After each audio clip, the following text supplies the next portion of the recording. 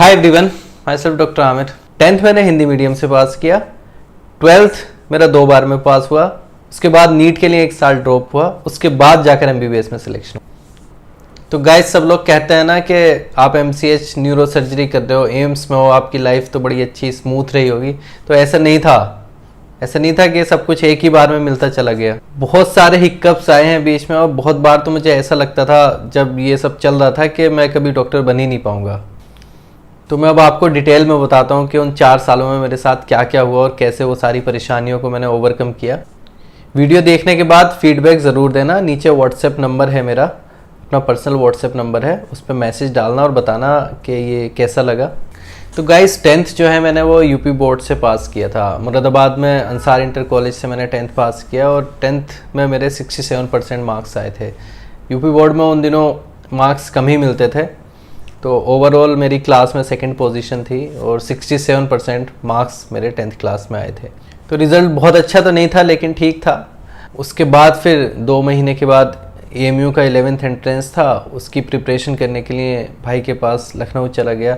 लखनऊ में उस टाइम भाई केजीएमसी में एमबीबीएस कर रहे थे। भाई के साथ पढ़ा, उन्होंने मुझे पढ़ाया और काफ़ी गाइड किया। तो उन 2 महीने की प्रिपरेशन के बाद एएमयू का 11th का एंट्रेंस क्लियर हो गया और मेरा एडमिशन एएमयू में पीसीबी में हो गया। फिर उसके बाद से स्ट्रगल की कहानी शुरू होती है, क्योंकि मैं हिंदी मीडियम से गया था और वहाँ पे सब कुछ इंग्लिश मीडियम में था। तो आप इमेजिन कर सकते हो हिंदी मीडियम से सडनली इंग्लिश मीडियम में जाना कितना मुश्किल होता है। क्योंकि 10th में जब भी जो भी बुक पढ़ते थे वो समझ में आती थी, 11th क्लास में सडनली कुछ भी समझ में नहीं आता था। तो उसके बाद किसी तरह से ट्यूशन वगैरह लगा कर उन सब्जेक्ट्स को पढ़ा और 11th के एग्ज़ाम पास किए। एग्ज़ाम पास तो हुए, लेकिन मार्क्स जो थे वो जस्ट पासिंग मार्क्स ही थे। सिर्फ 52% मार्क्स मुझे 11th क्लास में मिले थे। क्लास के दूसरे बच्चों के मार्क्स देखते थे तो किसी के 70%, किसी के 80%, तो ऐसा लगता था कि मैं तो कभी बन ही नहीं पाऊँगा। तो इस टाइम मेरे भाई ने मुझे काफ़ी समझाया और काफ़ी मोटिवेट किया। जो बड़े भाई अभी मुरादाबाद में साइकेट्रिस्ट हैं, डॉक्टर इमरान हुसैन, उन्होंने मुझे काफ़ी मोटिवेट किया और समझाया कि हिंदी मीडियम से इंग्लिश मीडियम में जाने पर ऐसा ही होता है, इसमें तुम्हारी कोई गलती नहीं है। तो मुझे थोड़ा एहसास हुआ कि हाँ चलो ठीक है, भाई समझ रहे हैं तो मैं कर सकता हूँ। फिर जब 12th क्लास स्टार्ट हुआ तो 12th क्लास तक आते आते इंग्लिश थोड़ी बेटर हो गई थी, बुक्स थोड़ी थोड़ी समझ में आने लगी थी, लेकिन क्लास में पोजीशन बहुत पीछे जा चुकी थी। तो उससे हुआ ये कि क्लास जाने में इंटरेस्ट धीरे धीरे कम होता चला गया। और उसके बाद फिर घर में थोड़ी प्रॉब्लम हुई, मम्मी की तबीयत ख़राब हो गई थी, तो उसके बाद मैं घर चला गया। फाइनली हुआ ये कि 12th क्लास में अटेंडेंस शॉर्ट हो गई और एग्ज़ाम देने से रोक दिया गया। ये एक बहुत बड़ा सेटबैक था, बहुत ही ज़्यादा डिप्रेसिंग फील हुआ था मुझे उस टाइम। बट फिर से मम्मी पापा ने और भाई ने, बहनों ने, सब ने बहुत ज़्यादा समझाया। बोले 1 ही साल तो बर्बाद हुआ है, ज़िंदगी थोड़ी ना बर्बाद हुई है, तुम फिर से कोशिश करो, फिर से मेहनत करो, इंशाल्लाह और अच्छा होगा। तो फिर उसके बाद वापस जाके ज्वाइन किया। इस बार अच्छे से पढ़ाई करने का मन बनाया हुआ था। और दोबारा से अगर 12th आप कर रहे हो तो एक बार तो कोर्स आपका पढ़ा हुआ होता है, तो बुक्स भी अच्छे से समझ में आती थी। तो इस बार इंटरेस्ट ज़्यादा था और थोड़ा जोश भी ज़्यादा था। 12th की पढ़ाई भी की और साथ साथ नीट, जो उस time PMT pre medical test होता था, उसकी प्रिपरेशन भी साथ साथ करनी शुरू की। तो प्रिपरेशन तो ठीक ठाक हो गई थी। 12th क्लास के एग्ज़ाम भी दे दिए थे। उसके बाद फिर नीट का जब एग्ज़ाम दिया तो उसका जब रिज़ल्ट आया तो उसमें 10,000 के आसपास रैंक थी, नॉट सिलेक्टेड। तो फिर से डिप्रेशन सा शुरू हुआ कि इस बार तो अच्छे से सब कुछ किया था, पढ़ाई भी की थी, क्लासेस भी की थी, 12th में भी अच्छी परसेंटेज आ गई थी, 78-79% थे। तो फिर भी सिलेक्शन नहीं हुआ, तो बड़ा अजीब सा लग रहा था। 2005 में ये सोचा था कि अब तो एमयू में एडमिशन हो गया, एमबीबीएस के लिए इंटर्नशिप भी होती है, 2007 में एमबीबीएस में सिलेक्शन हो ही जाएगा, सबको ये लगता था। लेकिन 2008 आ गई थी, उसके बाद भी सिलेक्शन नहीं हुआ था। तो मेरे लिए भी डिप्रेसिव था और बाकी जो सब लोग मुझसे उम्मीद लगा के रखते थे, उन्होंने कभी कुछ कहा तो नहीं, लेकिन एक दुख तो उन सब के लिए भी था। उसके बाद फिर लखनऊ गया, वहाँ प्रिपरेशन की, वहाँ हॉस्टल में रहते थे।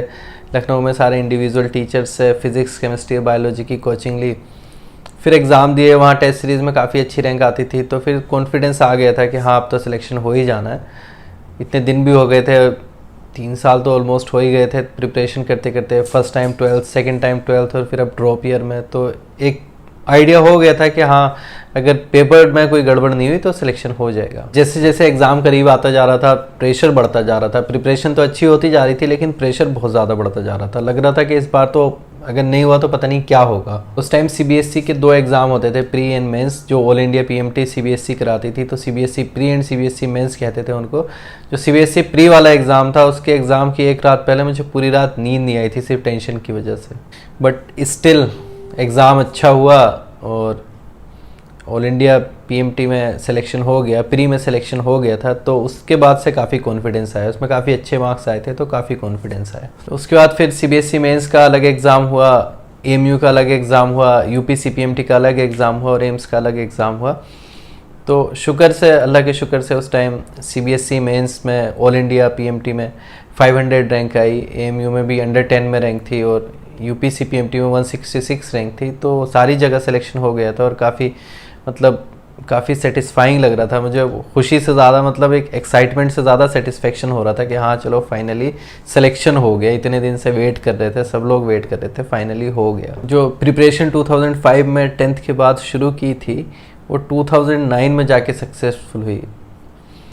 सोच रहे थे कि 2007 में हो जाएगा सिलेक्शन, लेकिन होते होते 2 साल के बाद 2009 में हुआ। उसके बाद फिर MBBS के बाद PG और PG के बाद MCH में अल्लाह के शुक्र से कोई दिक्कत नहीं हुई। बट स्टिल आज अगर आप सोचते हैं उस टाइम के बारे में जब वो 4 साल चल रहे थे 2005 से 2009 के बीच में, तो ऐसी सिचुएशन में गिव अप करना बड़ा आसान होता है। बट मेरे साथ अच्छी बात ये रही कि इतने सारे लोगों का, फैमिली का बहुत अच्छा सपोर्ट रहा जिसकी वजह से मैंने कभी गिव अप नहीं किया और age was on my side और MCH ऑलमोस्ट कंप्लीट होने वाला है। तो जो सब ख़राब हुआ था, 2 साल जो बर्बाद हुए थे, वो सब इतना ज़्यादा मैटर नहीं करता अभी। The whole purpose of telling this story is के देखने में लगता है कि भाई स्मूथली इसका हो गया, उसका सिलेक्शन हो गया, लेकिन सबके साथ हमेशा परेशानी होती है। ऐसा नहीं है कि किसी एक पर्टिकुलर बंदे के साथ परेशानी हो, सिर्फ मेरे साथ परेशानी हुई हो इस तरीके की। मेरे साथ बहुत सारे लड़के थे जो MBBS में सेलेक्ट हुए और जिन्होंने उम्मीद भी छोड़ दी थी, उसके बाद फिर सिलेक्शन हुआ। किसी का 3rd अटैम्प्ट में हुआ, किसी का 2nd अटैम्प्ट में हुआ। PG के टाइम में भी ऐसा था, जो लोग 1st अटैम्प्ट में सेलेक्ट हो गए थे उनका 1st अटैम्प्ट में PG में नहीं हुआ, या फिर किसी का MBBS के बाद ड्रॉप हो गया, किसी का PG करने के बाद सुपर स्पेशलिटी के बीच में ड्रॉप हो गया। तो प्रॉब्लम्स हर किसी के साथ रहती हैं, ये ड्रॉप मैटर नहीं करते। अगर ड्रॉप करने के बाद भी अगर आप सिलेक्शन ले लेते हो तो वो मैटर करता है, और अगर स्ट्रगल करने के बाद कोई चीज़ मिलती है तो आई थिंक उसकी ज़्यादा इंपॉर्टेंस होती है। So in the end I will tell you one thing only, कि जो भी स्टूडेंट या जो भी लोग ये वीडियो देख रहे हैं, कभी गिव अप नहीं करना और हमेशा कोशिश करते रहना है कि हाँ अगर ये प्रॉब्लम इस बार सोल्व नहीं हुई तो नेक्स्ट टाइम में सोल्व करेंगे, नेक्स्ट टाइम में सोल्व नहीं हुई तो फिर से एक बार ट्राई करेंगे, लेकिन गिव अप नहीं करेंगे।